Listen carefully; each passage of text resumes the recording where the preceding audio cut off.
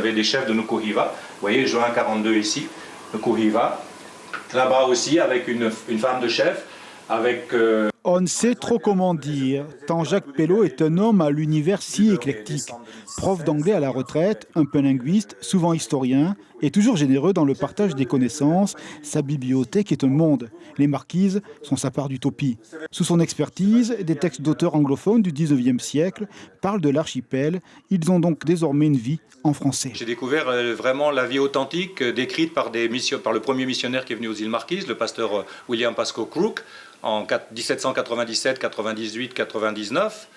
Et là, du coup, on a accès à des documents qui expliquent des traditions qui ont complètement disparu et que même les marquisiens de notre époque sont incapables d'expliquer. Ensuite, le Robarts que j'ai traduit, qui vivait exactement à un an près à la même époque, lui, il a une autre vision des choses, mais il nous explique aussi des cérémonies, des batailles, des choses comme ça.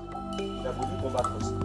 Il est des lieux qui ont un magnétisme. Les marquises, on voit dans ce chapitre. Ainsi, Jacques est devenu un passeur dont l'art du récit en fait un guide avisé et pertinent. Ce jour-là, il guide la ministre de la Justice à la découverte de Nukuhiva, sa cathédrale, ses histoires humaines et le sentiment d'urgence de la préservation de la langue marquisienne.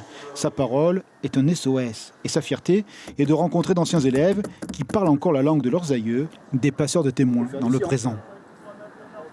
Ils sont à l'âge où les jeunes qui ont 20 ans connaissent encore leur langue.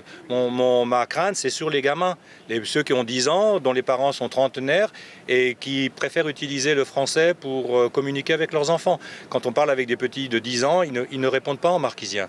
Et c'est eux l'avenir. C'est eux dans 20 ans qui auront 30 ans.